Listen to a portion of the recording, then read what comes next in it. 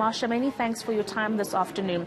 Let's start with, how did it happen that over 160 million rand would go to government employees instead of those that needed it the most?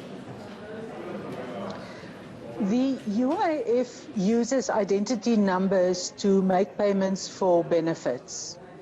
And we, at the time when this happened, did not have a link to the Department of Public Service and Administration to make sure that the identity number that we are paying benefits to is not also a public servant receiving a salary every month.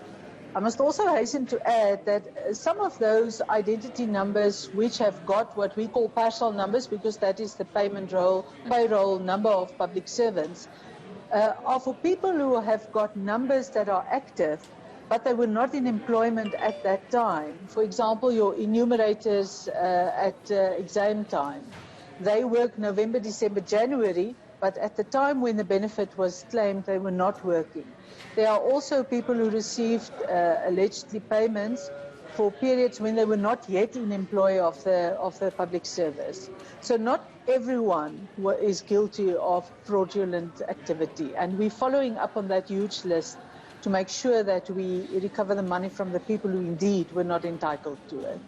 Right. Now, have these systems that you've just mentioned were the cause of the lost 160 million rand, have these systems been rectified, or are you still in the process? No. We've corrected these systems. We've corrected a number of systems, or updated a number of systems.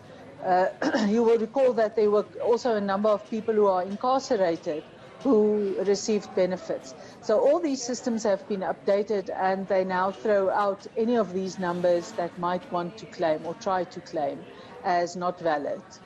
Right. Now, will there be a return of the funds that have been lost, or is this money that's lost for good?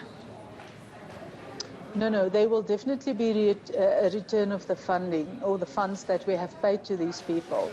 We are busy at the moment with investigations, numerous investigations, and one of the fallouts or the results of this investigation would be that we'll take criminal charges against anyone who defrauded the fund, and part of that criminal charges will be the recovery of the money that was paid out, which people were not entitled to. Right.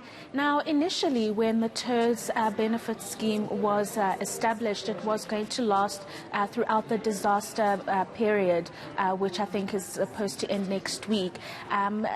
Are there conversations that you've had as the UIF and the Command Council about the coming to an end of ters, and whether or not this can be extended as people continue to struggle with retrenchments or those salary cuts, even beyond the end of the Disaster Management Act?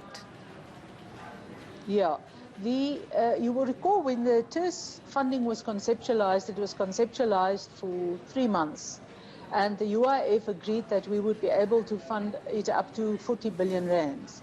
So by now we've paid for 7 months, and at the moment we have paid just under 52.7 billion rands. So you can see that we've already exceeded our original budget allocation or allocation for this program. We cannot continue paying because the fund must get money and have money to pay our other beneficiaries. So we'll continue as far as we can with the funding that we have available. Wonderful. Many thanks for your time. That is Marsha Bronkhorst, who is the Acting Commissioner at the UIF. A long conversation to be had there.